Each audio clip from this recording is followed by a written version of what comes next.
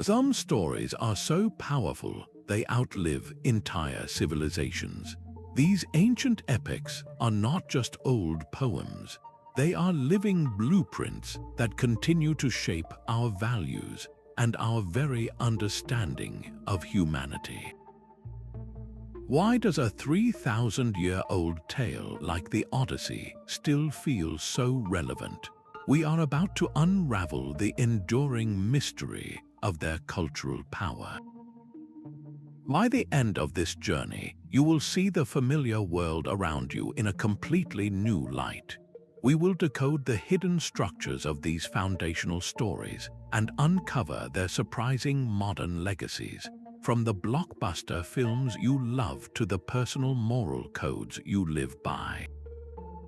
How many of your own beliefs were quietly shaped by an ancient hero's quest? Before the written word, stories lived in the air, spoken and sung by bards who held the collective memory of their people.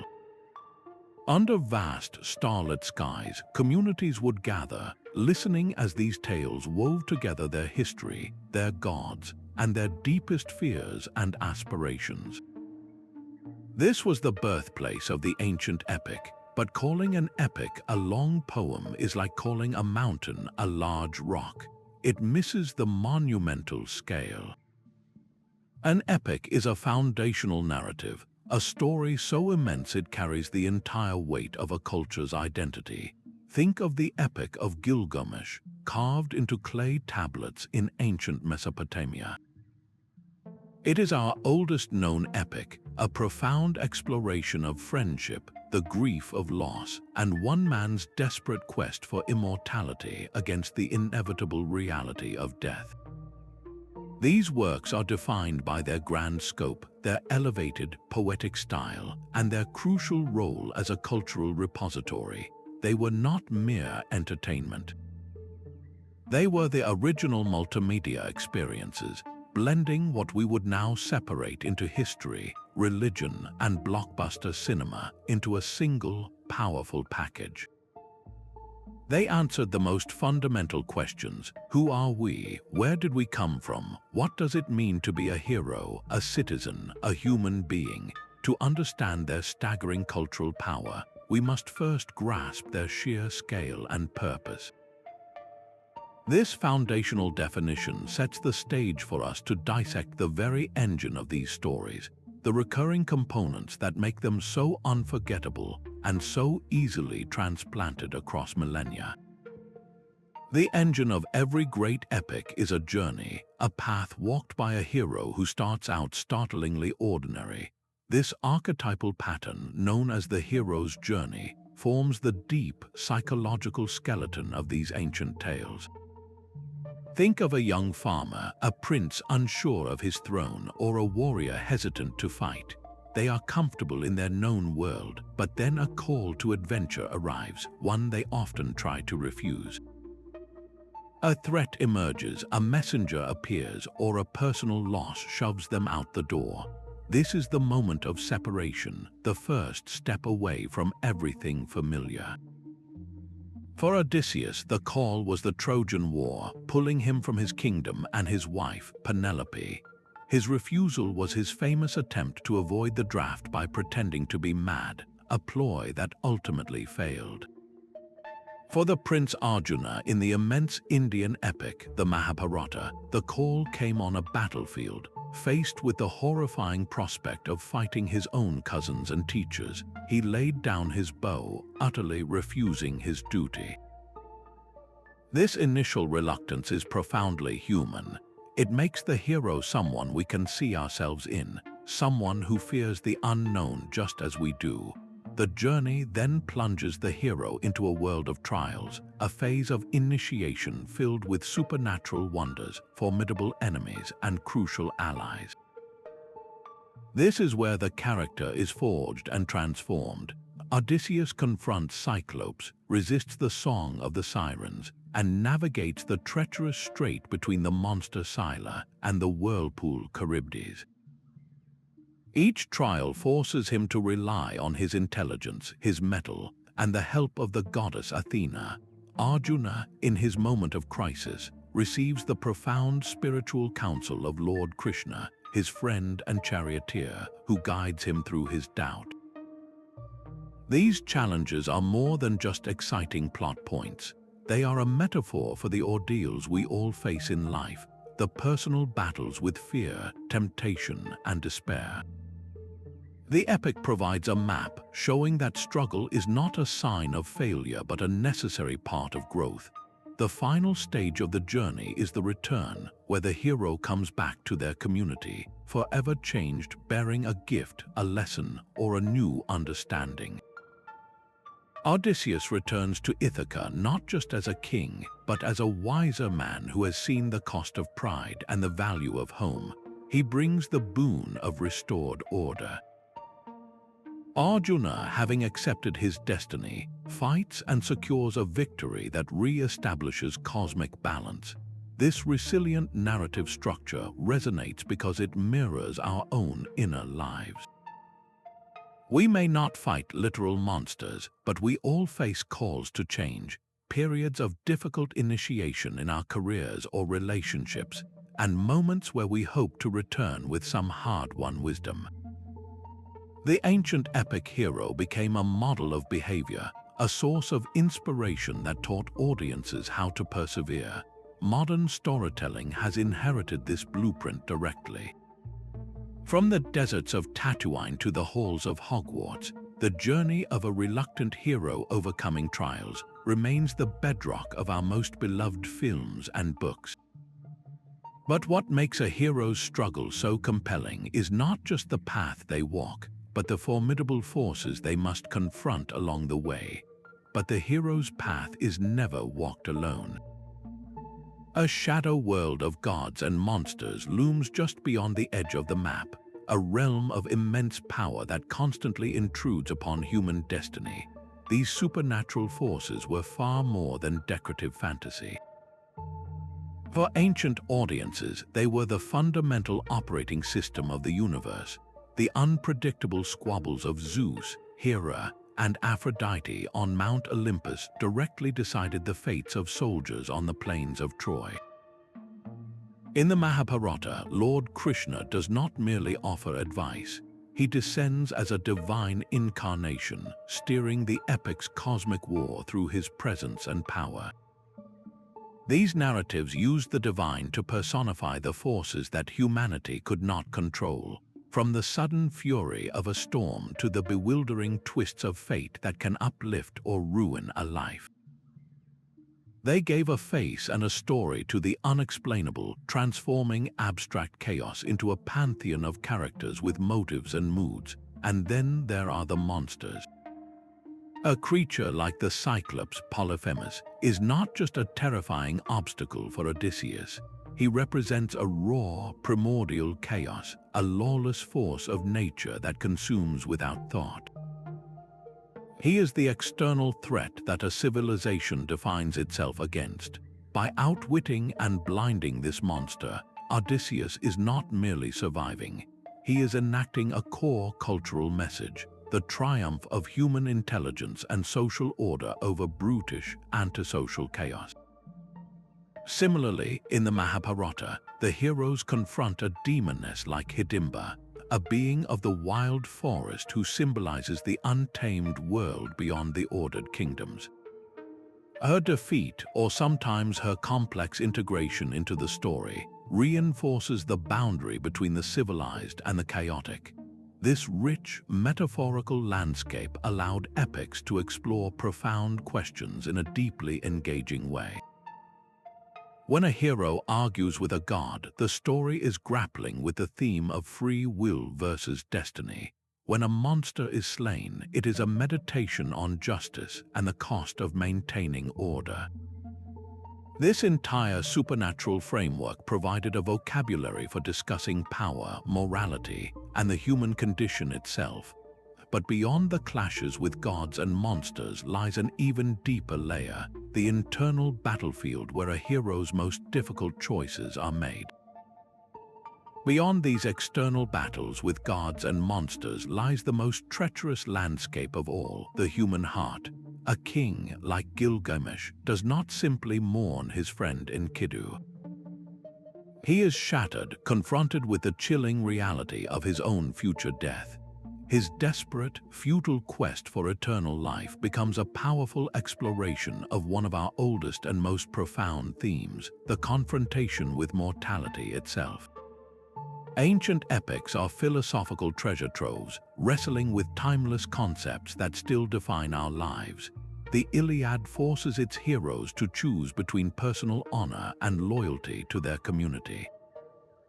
Achilles' rage when his honor is insulted nearly costs the Greeks the war, posing a difficult question: when does a personal grievance outweigh the greater good? In the sprawling Indian epic, the Mahabharata, the central conflict revolves around Dharma, a complex idea of righteous duty and cosmic order. The warrior Arjuna is torn, his duty as a fighter clashing with his duty as a family member. The epic does not give him a simple answer.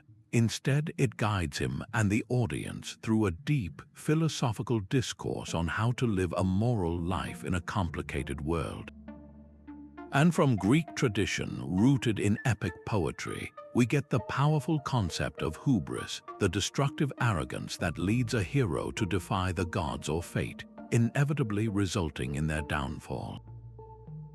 These stories posed complex ethical questions without providing easy answers, forcing audiences to engage in moral reasoning alongside the characters. They provided a shared vocabulary for discussing virtue, justice, and the human condition.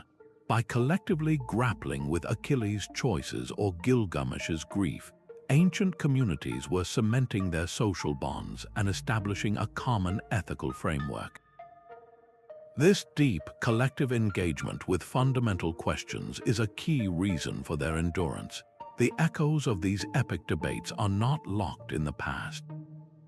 We can observe their legacy in the very fabric of our modern legal and moral systems, where we still struggle to balance individual rights with the needs of the community, or define the line between justified pride and dangerous arrogance. These foundational stories gave us the language and the mental models to think about these problems, but the power of these epics was not confined to grand philosophical statements. Their true magic and their lasting cultural grip lies in how they made these vast themes feel intensely personal and human, often through the quiet, powerful voices of the characters who stood beside the heroes. The true power of these epics was forged not in libraries, but in the living breath of the storyteller. Long before they were ever written down, these monumental tales existed as a vibrant, communal experience, passed from one generation to the next through the art of oral poetry. Picture a crowded hall, the air thick with smoke and anticipation, as a master bard like Homer's Demodocus takes his place. His voice rises and falls in a rhythmic cadence, summoning the ghost of Achilles or the wanderings of Odysseus for an enthralled audience. This was not a rigid recitation from a script. It was a dynamic performance, a fluid act of creation where the bard might subtly emphasize a hero's sorrow one night or a god's wrath the next, tailoring the emotion to the listeners before him. This fluidity was the tradition's greatest strength, allowing the epic to remain perpetually relevant, its lessons and heroes continuously woven into the fabric of daily life. To manage the incredible feat of memory required for these vast narratives, bards employed a sophisticated toolkit of poetic devices. They relied on formulaic phrases and repetitive epithets, calling upon the wine-dark sea or rosy-fingered dawn again and again. These were not signs of a limited vocabulary, but brilliant mnemonic anchors. They gave the poet a moment to breathe and recall the next segment of the story, while the familiar rhythmic meter, whether the Greek dactylic hexameter or the Sanskrit sloka, provided a musical scaffold that made thousands of lines easier to memorize and perform. This meant that an epic like the Odyssey was never truly finished. It was a collective work of art, refined and polished over countless performances and generations. Its survival was a direct test of its cultural value. If a story failed to resonate, if its heroes felt hollow or its lessons irrelevant, it would simply fade from memory, forgotten by the voices that carried it. The eventual act of writing these stories down was a cultural earthquake. It fossilized the fluid performances into a fixed text, locking in specific versions of tales that had always been in motion. Yet this same act of preservation was what ultimately saved them from oblivion, capturing a living tradition at a precise moment in time and gifting it to the future. This monumental shift from voice to page allows us to ask a new and different kind of question, one that moves from the world of myth into the realm of history. We can now begin to investigate the specific, tangible societies that first gave these timeless stories their voice. The world of Gilgamesh was one of sun-baked mud bricks and towering ziggurats, a landscape of powerful city-states like Uruk, where the epic itself is set. This was not a story born in a wilderness, but in the very heart of early urban civilization. Its central themes, the responsibilities of a king, the friction between nature and the city wall, and humanity's fraught dialogue with capricious gods, are direct echoes of Mesopotamian life. Gilgamesh, 2/3 god and 1/3 man, grapples with how to rule justly, a primary concern for societies navigating the new complexities of centralized power. When he ventures beyond the city gates into the wild cedar forest, the epic is dramatizing a fundamental cultural anxiety, the constant struggle to maintain order against the chaos of the untamed world. Centuries later and a world away, the Homeric epics took shape in a very different cradle. The society reflected in the Iliad and Odyssey is not one of immense, organized empires, but of smaller, competing warrior kingdoms. This was the world of the Greek Dark Ages and the Archaic period, a time of fragile colonies, maritime trade, and a fiercely competitive aristocratic elite. The driving force of the Iliad is not a national army, but the personal honor or time of a warrior like Achilles. His rage over a slight to his honor, which threatens the entire Greek expedition, makes perfect sense in a culture where a man's worth was measured by his public standing and the glory he won in battle. Similarly, Odysseus's cunning intelligence, his ability to talk his way out of problems as well as fight his way through them, reflects the values of a seafaring people who needed to be resourceful diplomats as much as brave soldiers. These stories were the mythic bedrock for emerging Greek identity, one defined by heroism, competition, and a shared language. Then we journey to the Indian subcontinent, where the vast Mahabharata and Ramayana are products of the Vedic period. These are not simple tales of war and return, but encyclopedic narratives that digest the entire cosmos of early Indian thought. They are saturated with the complex concept of Dharma, the cosmic law and moral duty that governs everything from a king's rule to a householder's life. The Mahabharata's devastating war between cousins is a grand, tragic exploration of what happens when Dharma becomes twisted and ambiguous. The Ramayana, with its ideal King Rama and his devoted wife Sita, presents a powerful, if complicated, model of righteous behavior and social order. These epics were tools for working out the intricate relationships between different social classes, the duties of rulers and subjects, and the path to spiritual liberation. They provided a shared cultural and religious framework for a vast and diverse land. Each of these foundational stories is a deeply embedded historical document, a mirror held up to the society that created it. They capture the specific anxieties of a civilization building its first cities, the cherished values of a warrior culture, or the profound philosophical questions of a spiritually rich society. This deep connection to a time and a place is precisely what made them so vital, transforming them from mere stories into the very engines of cultural identity. An epic does far more than tell a story. It builds a nation's soul. Consider the Aeneid, a poem crafted not by chance, but by imperial design. Emperor Augustus commissioned Virgil to write it, tasking him with creating a foundational myth for the fledgling Roman Empire. The epic follows the Trojan hero Aeneas, a refugee from the burning city of Troy, on a divine mission to found a new city in Italy. This was not subtle allegory. It was a direct and powerful claim, linking the raw power of Rome to the heroic legacy of a legendary past. The poem gave Romans a glorious pedigree and, crucially, a divine mandate for their rule, suggesting their world-spanning empire was not just an accident of history, but the fulfillment of a destiny willed by the gods themselves. This was storytelling as statecraft, a narrative used to forge a unified identity from a collection of diverse and conquered peoples. Across the world, the Ramayana performed a similar, though even more enduring, function. This epic presents the story of Rama, the ideal king, and his reign of Ramrajya, a perfect kingdom of righteousness, justice, and harmony. The concept of Ramrajya has become more than a literary idea. For centuries, it has served as a central narrative shaping concepts of morality and governance across South and Southeast Asia, offering a timeless benchmark against which real rulers and societies are measured.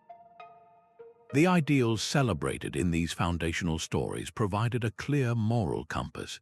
Greek audiences learned to value arete, a concept of excellence and the relentless pursuit of one's full potential, whether in battle, in craft, or in counsel. Listeners of the Indian epics were immersed in the complex web of Dharma, the righteous duty that upholds cosmic and social order. And in the earliest epic of all, Gilgamesh of Mesopotamia is driven by a desperate need to build a lasting legacy, a concern that resonated deeply in a civilization whose monumental architecture was a direct challenge to the ravages of time. These were not abstract virtues, they were the shared ideals that gave disparate peoples a common identity, uniting them under a single story and a single set of aspirations. The epic was the ultimate tool of cultural cohesion, a powerful mechanism we can observe from the Mediterranean to the Indian Ocean. Yet this very power to define a culture also gave these stories a potent political life, one that could be harnessed for purposes far beyond simple unity.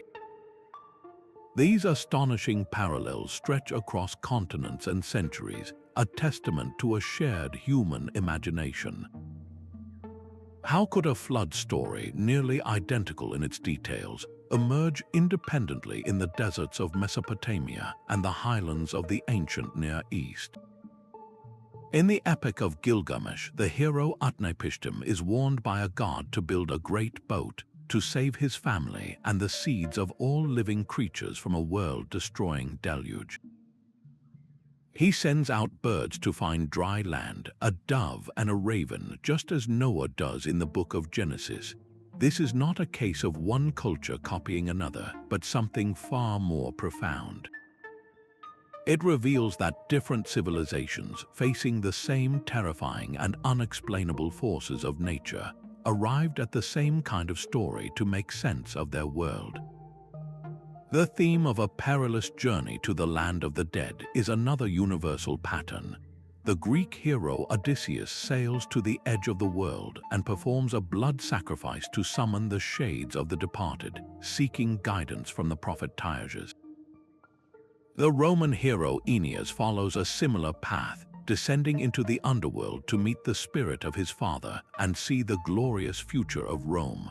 And long before them, the Mesopotamian goddess Inanna undertook a terrifying descent, stripping herself of her divine regalia at each of the 7 gates to the underworld, facing death itself to be reborn. These stories of underworld journeys are powerful metaphors for the ultimate human mystery, what lies beyond the veil of death and the courage required to confront the unknown. The influential psychologist Carl Jung saw these recurring motifs not as historical accidents, but as evidence of what he called the collective unconscious. He proposed that beneath our individual minds lies a deep, shared reservoir of psychic material, universal archetypes and story patterns that are innate to all humanity. The scholar Joseph Campbell later built on this idea, mapping the common threads in his famous work on the hero's journey. He argued that these archetypes, the wise old mentor, the treacherous trickster, the quest for a sacred treasure, are the common language of the human soul, surfacing in our dreams and our most cherished myths. These patterns suggest that ancient humans, whether in Greece, India, or Mesopotamia, were all wrestling with the same fundamental anxieties. They feared the destructive power of nature, they mourned their dead, they pondered the meaning of their existence, and they used the grand canvas of the epic to explore these questions together. This shared heritage forms a bridge of story, one that connects you, sitting here today, to a storyteller sitting by a fire 3,000 years ago. You are both part of the same human conversation. The stories they told were so vital, so foundational, that their preservation became a matter of the utmost importance, leading to a technological revolution that would change history forever. The survival of these foundational stories is a saga of human dedication. In quiet monastic scriptoria, scribes bent over parchment by flickering candlelight, their quills tracing every line of Virgil's Aeneid. Across the world, Indian pandits committed the immense Mahabharata to memory and to fragile palm leaves, their recitations a sacred act of preservation. This monumental shift from a living, breathing oral tradition to the fixed form of the manuscript was a profound transformation. It sacrificed the fluid, ever-changing nature of the epic performance, where a bard might emphasize a different moral each night for the permanence of ink and vellum. This was a necessary trade. By locking the stories into a physical form, these dedicated scribes created arcs that could carry the narratives through the collapse of empires, through wars, plagues, and the slow erosion of time. The power of this manuscript tradition was stunningly revealed in the mid-19th century, when archaeologists excavating the great library of the Assyrian king Ashurbanipal at Nineveh uncovered broken clay tablets. These cuneiform fragments, once translated, were recognized as the Epic of Gilgamesh. A literary masterpiece thought lost for millennia was suddenly returned to humanity, speaking to us across thousands of years from the dust of a ruined palace. This tangible chain of cultural memory, this passing of the torch from scribe to scribe, created an unbroken, though fragile, bridge from the ancient world to the modern. That fragile, handwritten bridge was about to be replaced by a mighty causeway, a technological revolution that would catapult these ancient stories into an entirely new era of influence. A cultural flame kept alive for centuries in distant scriptoria was about to be doused with gasoline. The fall of Constantinople in 1453 sent shockwaves through the learned world, but it also sent something precious westward. Greek scholars, clutching priceless manuscripts, fled the collapsing empire and carried the original texts of Homer and other classical authors into the cities of Italy. These were not just books, they were intellectual time capsules arriving at the perfect moment, for at that very same time, a German inventor named Johannes Gutenberg perfected movable type. The printing press was the spark that met this dry tinder. Suddenly, the ancient epics were no longer locked in the libraries of monasteries or the private collections of nobles. They could be copied not by the slow, painstaking hand of a scribe, but by the thousands spreading across Europe with a speed and scope previously unimaginable. This was a revolution in access, For the first time, a merchant, an artist, or a curious student could own a copy of the Odyssey or the Aeneid. The stories of Achilles and Aeneas escaped their elite enclosures and entered the bloodstream of popular culture. This newfound access ignited an artistic explosion we call the Renaissance. It was a conscious rebirth, a turning back to the classical world for inspiration. You can see this inspiration blazing to life on canvas. Sandro Botticelli did not just paint a pretty woman when he created The Birth of Venus. He was directly channeling the ancient epic tradition, giving visual form to the goddess born from the sea foam, a figure celebrated in poetry for millennia. Michelangelo's colossal statue of David captures that same classical spirit of heroic humanism, the idealized form of a hero poised for his great trial. And in literature, the Florentine poet Dante Alighieri crafted his own monumental journey through the afterlife, the Divine Comedy. Who does he choose as his guide through the circles of hell and up the mountain of purgatory? It is the Roman poet Virgil, the author of the Aeneid. In Dante's imagination, the epic poet himself becomes the ultimate spiritual mentor, a bridge between the pagan past and the Christian present. This was not a dry, academic exercise. It was a profound cultural shift that placed the human experience, with all its passions, struggles, and triumphs, back at the very center of art and thought. The Renaissance, fueled by these rediscovered stories, fundamentally shaped the modern Western mind, teaching it to value individual genius, to explore the complexities of the human condition, and to see its own reflection in the heroes of a distant age. This rebirth ensured the epic's survival, but it also set the stage for its next great transformation. How would these ancient tales fare when they encountered the rational, scientific, and revolutionary spirit of the modern world?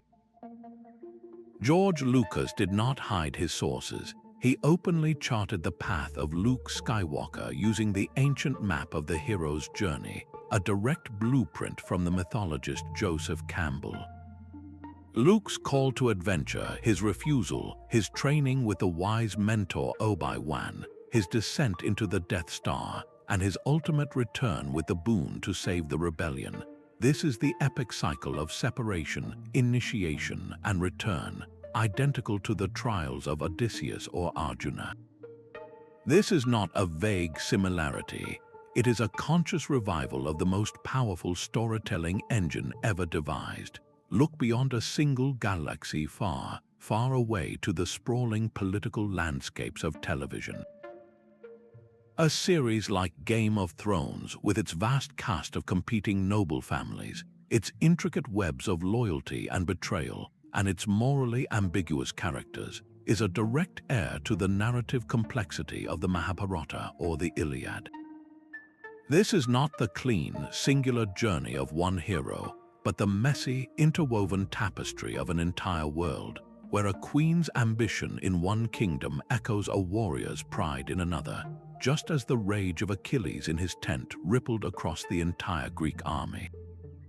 Then there is the modern pantheon of superheroes, our culture's most obvious epic heroes. Superman, an orphan from a doomed world, embodies the classic foundling hero with immense power and a moral code.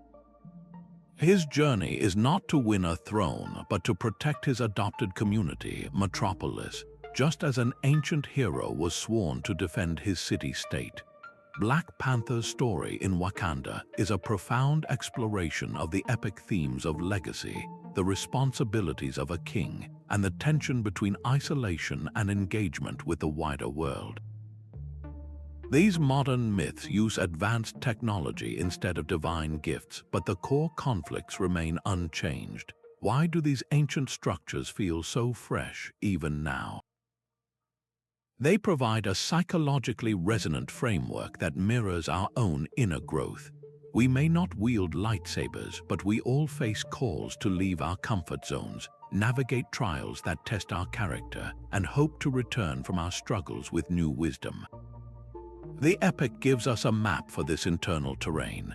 Modern creators are not copying these old stories. They are mining a deep, rich vein of narrative ore, proving that the engine that powered the Odyssey is still firing on all cylinders, launching new legends for a new age. This enduring power raises a fascinating question. What happens when these ancient stories are not just adapted, but are used to challenge the very foundations of the societies that first told them? A nation's identity is often its most powerful political tool, and ancient epics provided the original blueprints. The founding fathers of the United States, steeped in classical education, saw their own revolutionary struggle reflected in Virgil's Aeneid. They viewed their new republic not as a random experiment, but as a divinely favored mission, a new Rome rising from the trials of the old world. The central theme of the Aeneid, a hero's pious duty to sacrifice personal desire for the destiny of a future empire, resonated deeply with leaders like Thomas Jefferson and John Adams. They saw themselves as modern patriarchs, guided by reason and virtue to forge a nation destined for greatness. This was not merely an academic parallel. It actively shaped the symbols and language of the new state, embedding the classical ideal of civic duty and sacrificial leadership into the very foundation of American political culture. Meanwhile, in India, the epic Ramayana has never ceased to be a living political force. The concept of Ram Rajya, the reign of the ideal King Rama, is more than a mythical memory. It is a timeless benchmark for righteous governance, a potent symbol invoked across the political spectrum to signify a just, moral, and harmonious society. This narrative of a golden age under a virtuous ruler provides a powerful language of legitimacy, a shared story that can unify a diverse population under a common aspirational identity. Whether in the founding of a new republic or the governance of an ancient civilization, these stories offer a ready-made narrative of heroic leadership and civic virtue. They answer the fundamental questions of political life. What is the purpose of our nation? What makes a leader worthy? The epic provides a compelling, pre-written script. This repurposing of ancient myth is not about historical accuracy. It is about emotional and cultural power. A modern state can wrap itself in the mantle of an ancient hero, borrowing their legitimacy and their sense of timeless purpose to inspire patriotism and unity in the present.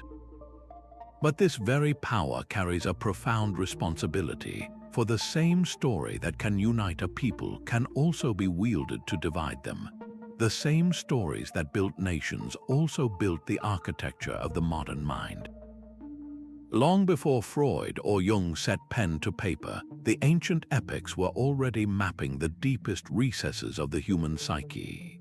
These narratives did not just describe external battles, they dramatized the internal conflicts that define our inner lives, providing a foundational language for psychology and philosophy that we still use today. Take the powerful and troubling story of Oedipus. While most famously a tragic play, its roots dig deep into the epic soil of Greek myth. The tale of a man who unknowingly kills his father and marries his mother became, for Sigmund Freud, the central blueprint for his theory of the Oedipus complex. Freud saw in this ancient story a universal, unconscious drama of childhood desire and rivalry.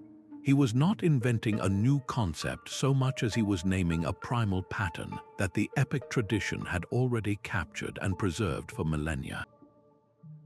The story gave him a narrative container for a profound psychological truth. Across the world, the Mahabharata offers an equally sophisticated exploration of the mind. In its most famous section, the Bhagavad Gita, the warrior Arjuna suffers a paralyzing crisis of conscience on the battlefield. He is torn between his duty as a warrior and his horror at the violence he must commit against his own kin. This is not just a plot point, it is a masterful portrayal of acute anxiety and depression, a man so overwhelmed by his moral conflict that he literally lays down his weapons. The divine counsel he receives from Lord Krishna is a profound philosophical discourse on duty, action, and the nature of the soul. This dialogue has transcended its origins to become a cornerstone of global thought. The visionary author Aldous Huxley drew on its principles for his book The Perennial Philosophy, and most strikingly, the physicist J. Robert Oppenheimer, upon witnessing the terrifying fireball of the first atomic bomb test, recalled a line from the Gita. He said, "Now I am become death, the destroyer of worlds." In that moment of ultimate modern power, it was an ancient epic that provided the words for unimaginable moral weight. These texts explored the intricacies of human motivation with a startling clarity. They asked the questions that psychology and philosophy would spend centuries trying to answer systematically. What is the self? How do we reconcile our desires with our responsibilities? What does it mean to live a good life in the face of suffering? The epic gave these abstract struggles a face, a name, and a story, making them tangible and unforgettable. They remain essential reading not as historical artifacts, but as living manuals for understanding the timeless conflicts of the human heart.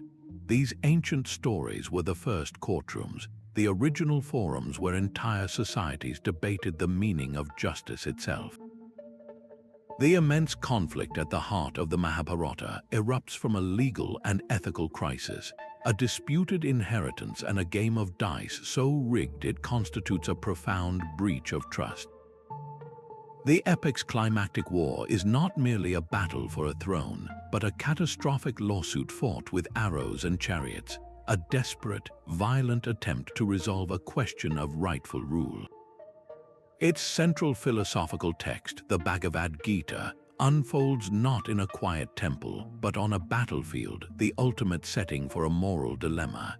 Here, the concept of Dharma is explored not as a rigid set of rules, but as a complex system of situational ethics.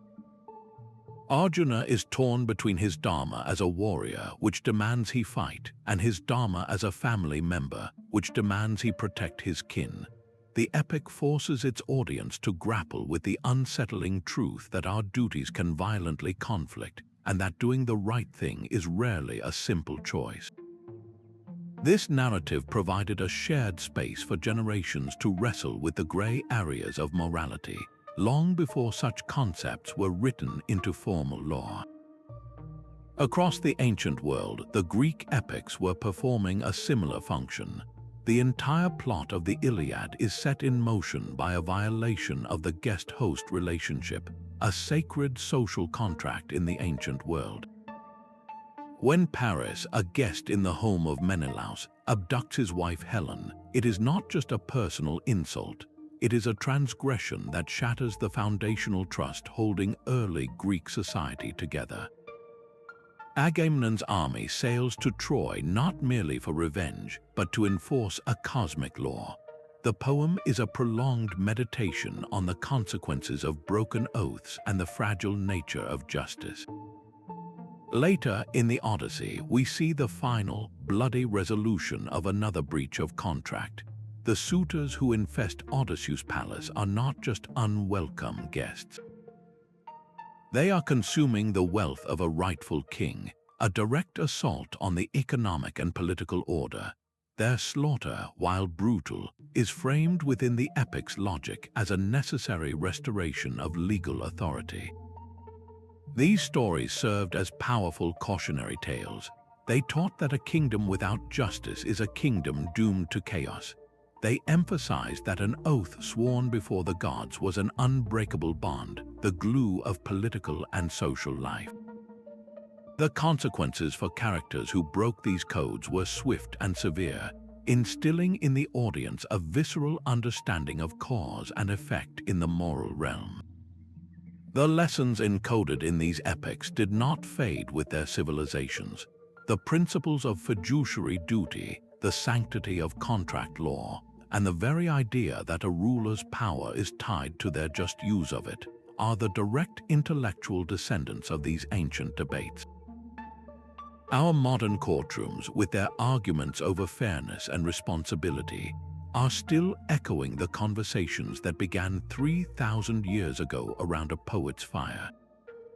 A painting can hold an entire epic in a single, frozen moment. When the French artist Jacques-Louis David chose to depict the grief of Andromache over the body of her husband Hector, he was not merely illustrating a scene from the Iliad. He was channeling the raw, human emotion at the core of Homer's poem, translating the epic's tragic grandeur into visual form for a new age. This same impulse to draw from the deep well of ancient narrative has driven creators for centuries. In the concert halls of 19th-century Germany, composer Richard Wagner embarked on one of the most ambitious artistic projects in history, his Ring Cycle. This series of 4 epic operas plunges into the very heart of Germanic and Norse saga, weaving together a world of gods, heroes, cursed rings, and a final, world-ending conflagration. Wagner did not simply set these stories to music. He sought to create a total work of art where orchestra, voice, and drama merged to produce the same overwhelming emotional power that ancient bards once summoned for their listeners. The scale is deliberately epic, the themes are timeless, and the source material is drawn directly from the same mythic traditions that gave us Beowulf and the Volsunga saga. In literature, the influence is even more direct and transformative. James Joyce's monumental novel Ulysses is a brilliant, intricate, and often challenging retelling of the Odyssey, transposing every major episode of Homer's poem to a single, ordinary day in early 20th century Dublin.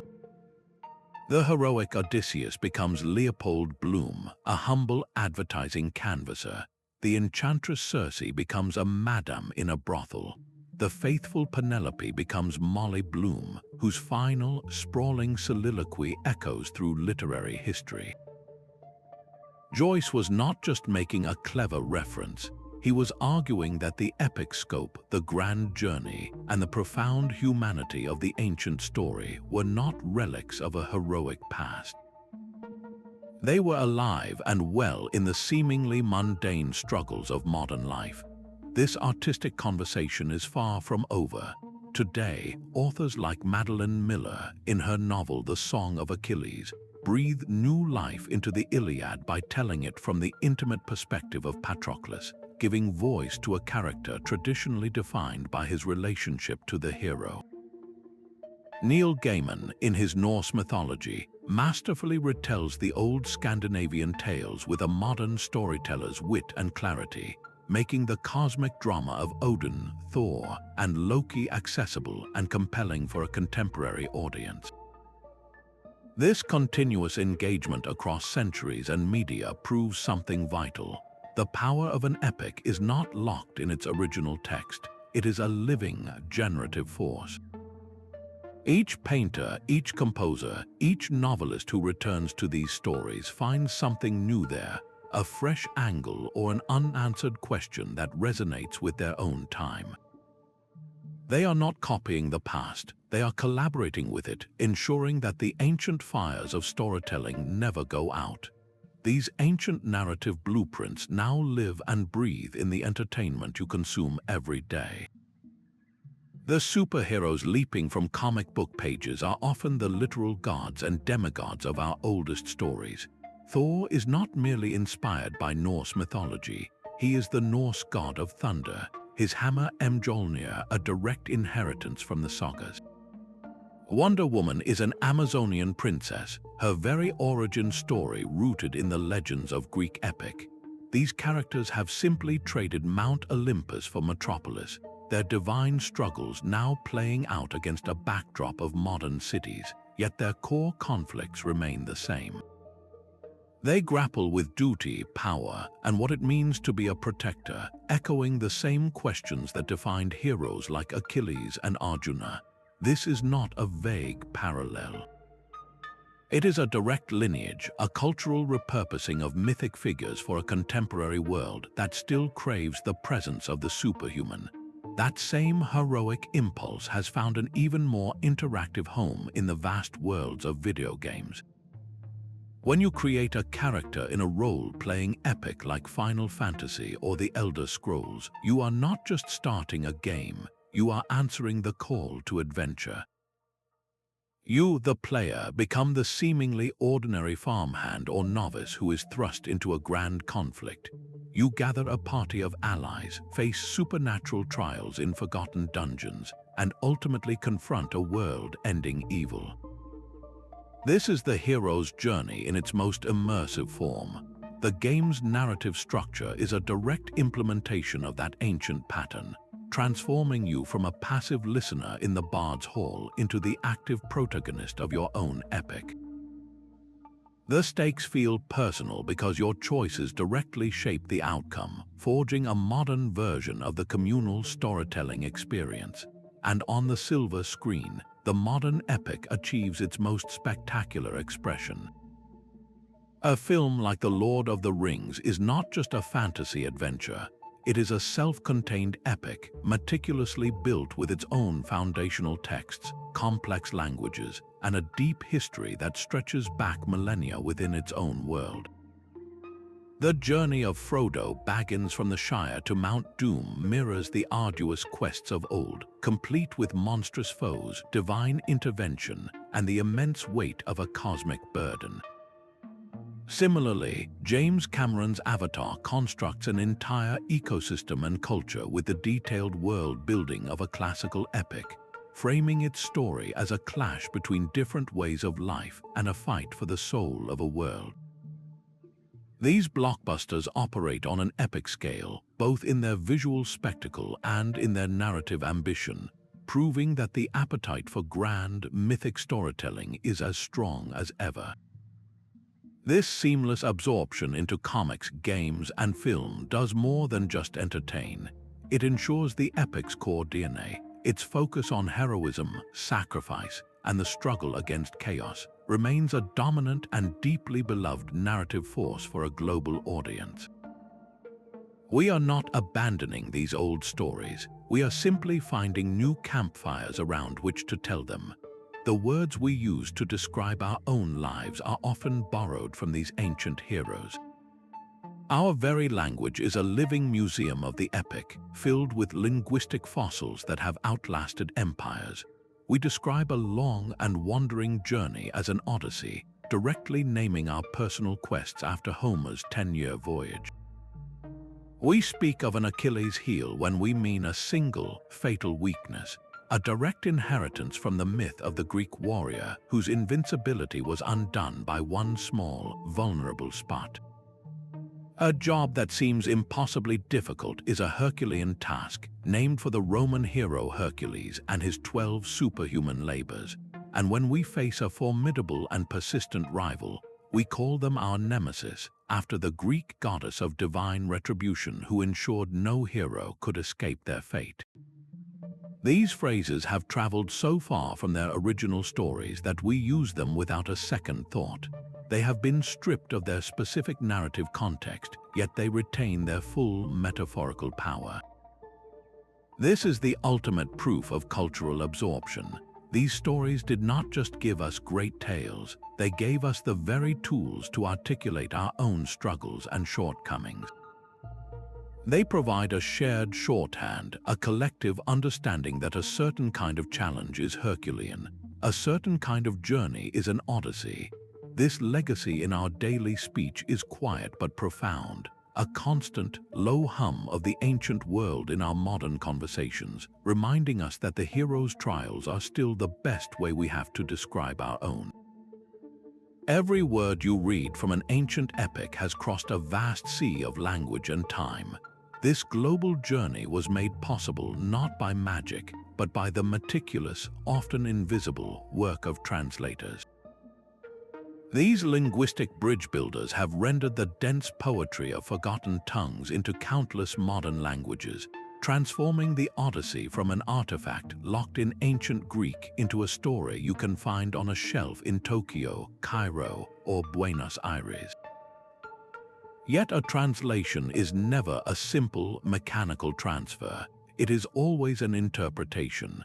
A translator stands between two worlds, constantly making difficult choices about tone, style, and nuance. Do they preserve the formal, elevated diction of the original, or do they aim for the raw, emotional impact it had on its first listeners? This single decision can completely reshape a character or a scene for a new culture. The power of a translator's choice can reshape entire artistic movements. When the poet Alexander Pope published his translation of Homer into English in the 18th century, he did more than just change the language. His powerful, rhythmic verses captured the epic grandeur of the Iliad and Odyssey for a new audience, directly fueling the fires of the Romantic movement. Writers and artists inspired by this newly accessible vision of heroic passion and primal struggle found in Pope's Homer a model for their own revolutionary spirit. In our own time, translators like Robert Fagles and Stephen Mitchell have undertaken a similar mission for modern sensibilities.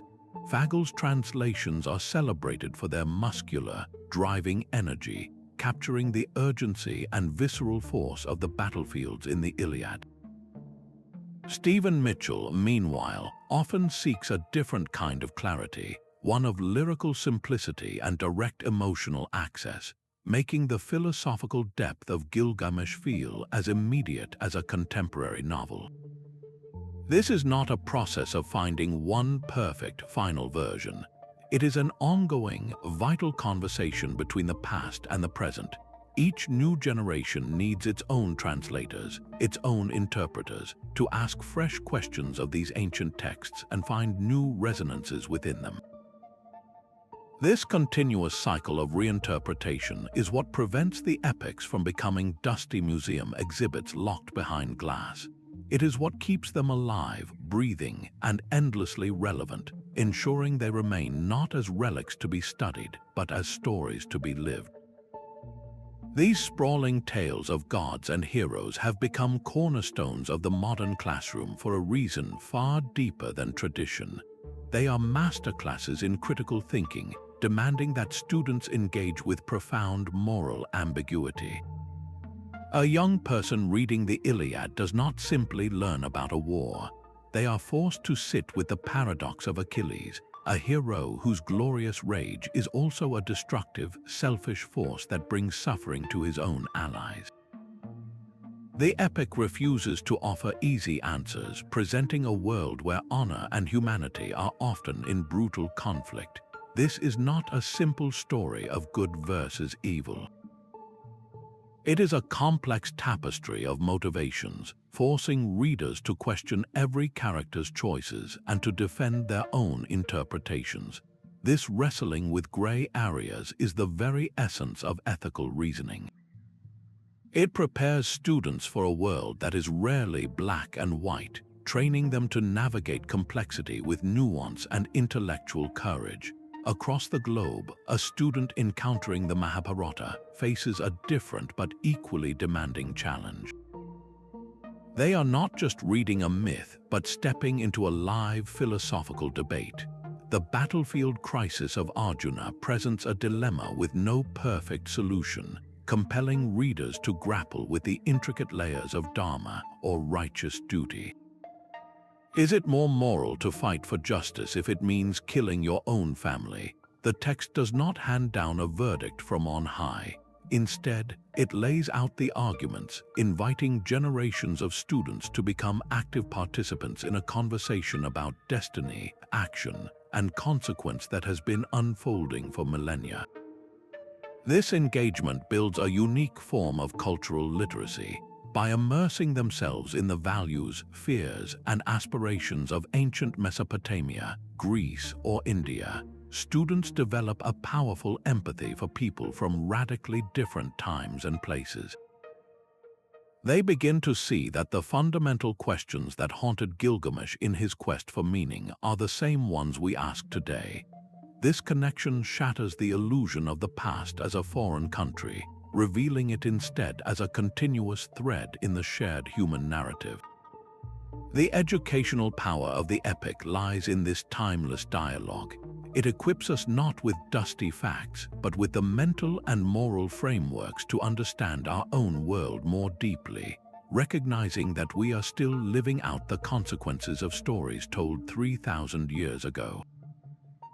The digital revolution has flung open the doors to these ancient stories, placing them directly into our hands. With a few taps on a screen, you can access the Perseus Digital Library, a virtual archive holding the original Greek of the Odyssey alongside dozens of translations. This instant access dismantles the old ivory tower, transforming what was once a specialized academic pursuit into a public resource for anyone with an internet connection. But the digital age offers more than just static texts. A new generation of storytellers has emerged on platforms like YouTube and in podcast studios, where hosts break down the complex family trees of the Norse gods or analyze the strategic brilliance in the Mahabharata with the energy and engagement of a favorite documentary series. They are the modern bards translating not just language but context, making these sprawling narratives feel urgent and exciting for a contemporary ear. This evolution becomes even more profound in the world of interactive entertainment. A video game like Hades does not simply tell you the story of the Greek underworld. It lets you live it. You play as Zagreus, the son of Hades, fighting your way out of the underworld, encountering a vibrant and deeply characterized pantheon of gods with each escape attempt. The game brilliantly captures the cyclical, trial-and-error nature of the hero's journey, where every failure reveals more of the story, building relationships and uncovering secrets. You are not a passive listener, you are an active participant in the myth, and through that participation, the ancient struggles of mortality, legacy, and family feel intensely personal. Beyond these curated experiences, social media platforms have become a new kind of communal hearth. On sites like Tumblr and Reddit, massive communities dissect epic characters, share fan art that re-envisions Achilles in modern streetwear, and write elaborate theories connecting the psychological motives of characters across millennia. This is the oral tradition reborn for a networked world. A global, collaborative conversation where the cultural meaning of an epic is constantly being negotiated and renewed by its audience. This digital democratization means the epic is no longer a fossil to be studied under glass. It is a living, breathing entity, actively reshaped and rediscovered by a global, connected audience. This vibrant, participatory energy ensures its fire will be carried forward by the next generation. Yet these foundational stories are not flawless monuments to be admired without question. The very narratives that built civilizations also embedded certain troubling values deep within their foundations. Take the role of women in these grand tales. Helen of Troy is less a person than a prize, her abduction serving as the legendary cause for a decade of bloody war. In the Mahabharata, Draupadi is brutally wagered and lost in a dice game by her own husband, an act that reduces her to property and sparks an apocalyptic conflict. These women often function as catalysts for male action, their own agency and interior lives secondary to the epic's central drive.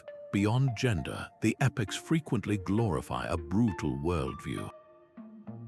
The Aeneid, commissioned to justify the rise of the Roman Empire, frames the conquest and subjugation of indigenous peoples like the Latins as a divinely ordained destiny.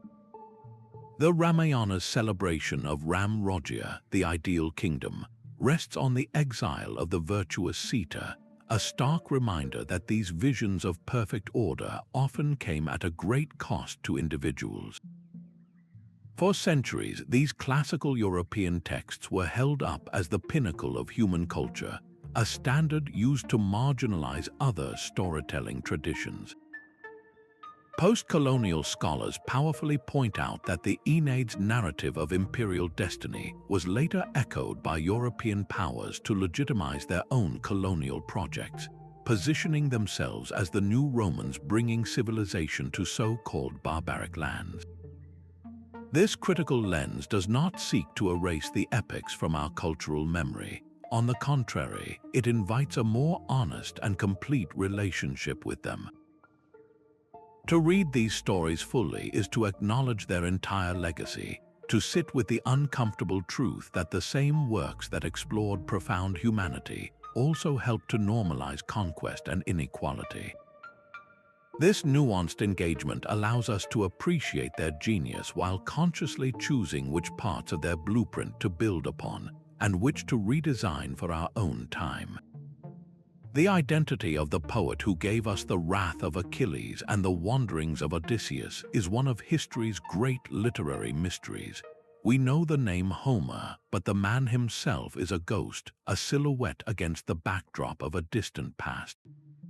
Was he a single blind bard, as legend suggests, or is that name simply a placeholder for an entire tradition of oral storytellers? This puzzle, known as the Homeric question, has captivated scholars for centuries, and its implications are profound.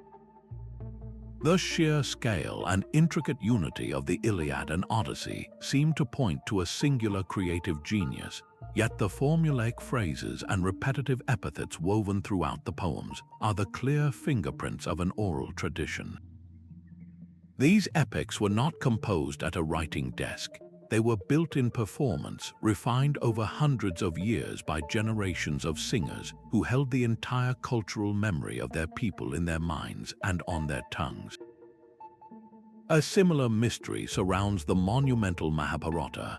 Tradition credits the sage Vyasa with its composition, yet the epic's staggering size and its many layered, sometimes contradictory, narratives shout a different truth. This is not the work of one person in one lifetime. It is a vast tapestry woven by countless storytellers, priests, and scholars across generations, each adding a thread to an ever-expanding fabric of myth and philosophy. This collective authorship challenges everything we assume about artistic creation. We live in a world that celebrates the individual genius, the singular author whose name is stamped on a book cover.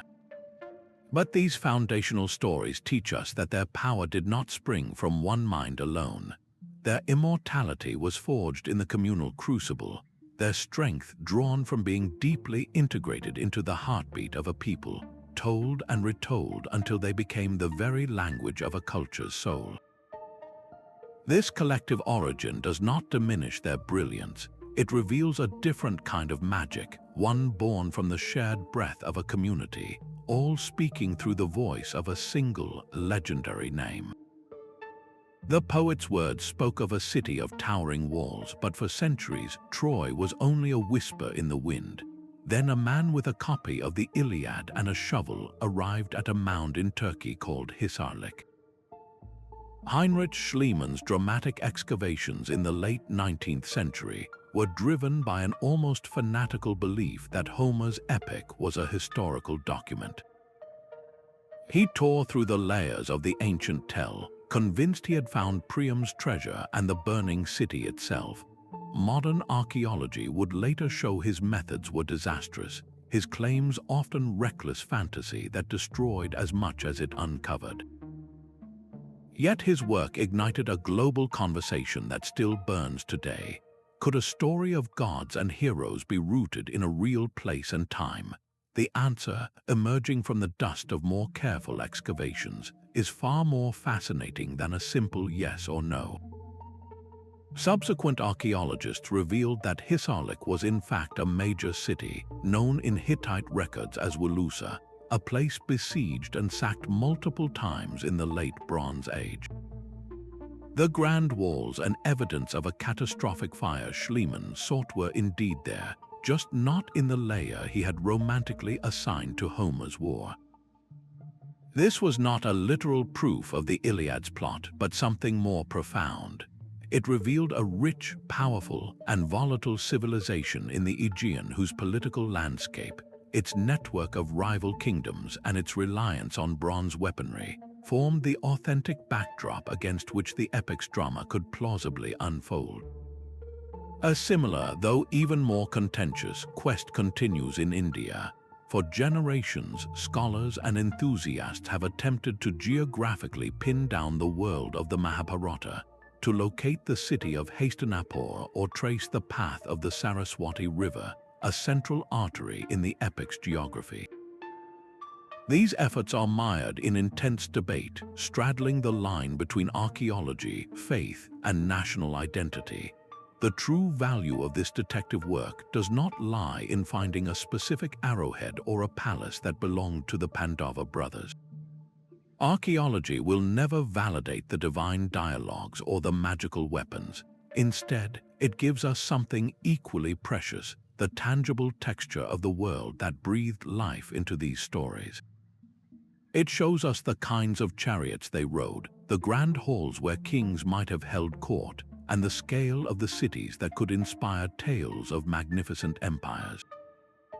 This evidence reveals that the epic imagination was not spun from pure fantasy, but woven from the very real threads of memory of fallen cities, of great migrations, and of cataclysmic floods that were passed down for generations. The epic was the vessel that carried this collective memory, blending the lines between a historical event and its mythic meaning until they became one and the same. This intricate dance between the ground under our feet and the stories in our minds forces us to confront a deeper mystery about how these narratives were first forged in the crucible of human experience. You are the hero of your own epic, whether you realize it or not.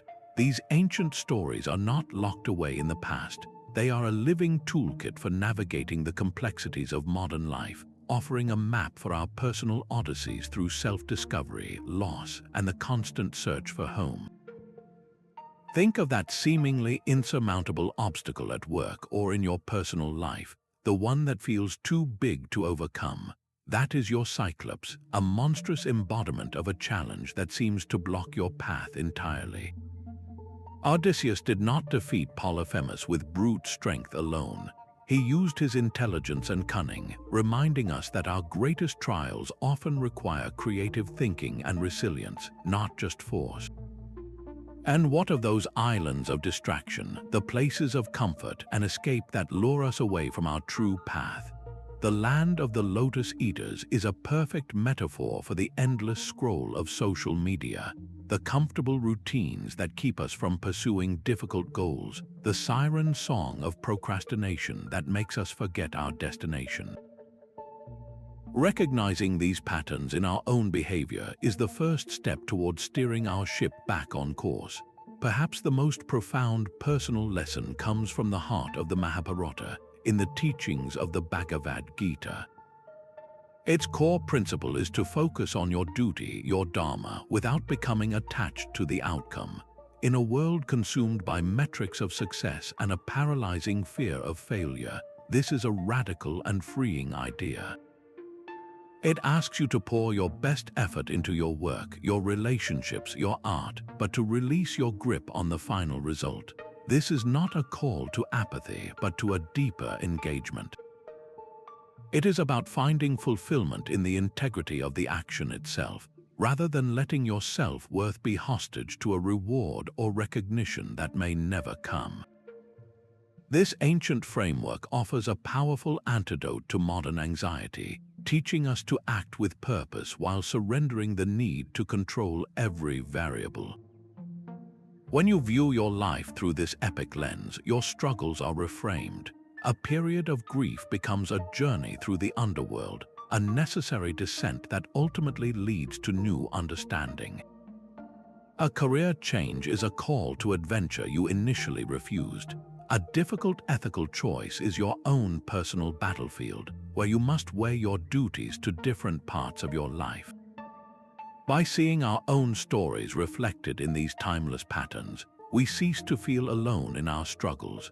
We can draw strength from the heroes who walk these paths before us, gaining perspective that our challenges are not unique, but part of the universal human experience. The epic transforms from a distant text into a mirror for the soul and a compass for our own journeys, a testament to a power that feels almost magical in its endurance. From the firesides of antiquity to the screens of the digital age, the cultural power of ancient epics has proven to be one of history's most enduring mysteries. We have journeyed through their defining components, witnessed their role as pillars of identity, and traced their profound legacy in our stories, our politics, our psychology, and our very language. These narratives are more than just entertainment. They are the foundational code of human culture, continuously updated and reinterpreted, but never losing their core power to explain, inspire, and challenge us. As the Roman poet Virgil wrote, perhaps even these things will be good to remember one day. Let these ancient stories be your guide and carry their wisdom forward. If this exploration has reshaped your view of the stories that surround us, share your thoughts in the comments below and subscribe to continue unraveling the great mysteries of our past.